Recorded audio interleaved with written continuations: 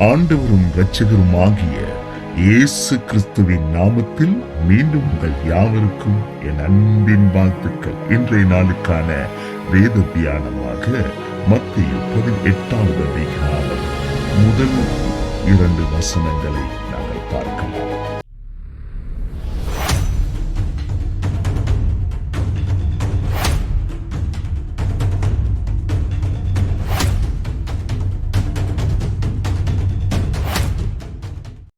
அவ்வேளையில் சீசர்கள் இயேசுவினிடத்தில் வந்து, பரலோக ராஜ்யத்தில் எவன் பெரியவனாயிருப்பான் என்று கேட்டார்கள். இயேசு ஒரு பிள்ளை தம்மிடத்தில் அழைத்து அதை அவர்கள் நடுவே நிறுத்தி, நீங்கள் மனம் திரும்பி பிள்ளைகளைப் போல் ஆகாவிட்டால் பரலோக ராஜ்யத்தில் பிரவேசிக்க மாட்டீர்கள் என்று மெய்யாகவே உங்களுக்கு சொல்லுகிறேன்.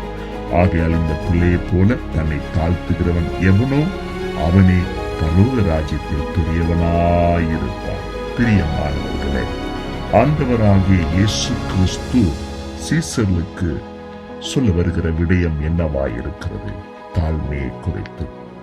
இந்த பூமியிலே நாம் எந்த நிலையில இருந்தாலும், எந்த இடத்துல, எந்த உயர்வில, எந்த புகழ், எந்த காரியங்கள் நமக்கு இருந்தாலும், நாம் தேவனுக்கு முன்பதாக எங்களை நாங்கள் தாழ்த்தும் பொழுது தேவன் எங்களை உயர்த்துகிறவராக இருக்கிறார்.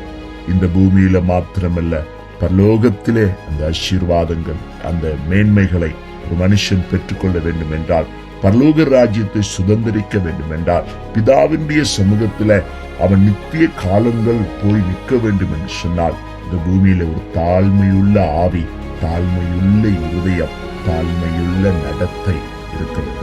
தாழ்மை எதை குறிக்கிறது என்று சொன்னால், மற்றவர்களை மதிப்பது. தாழ்மை இன்னொரு காரியத்தை சொல்ல வருகின்றது.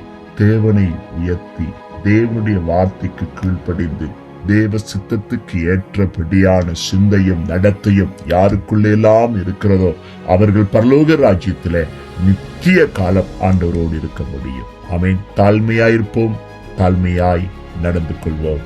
கர்த்தர் விரும்புகிறபடி சிறு பிள்ளை போல இருப்போமா? பிறரை மதிப்போம், தேவனை துதிப்போம். ஆமென், ஆமென்.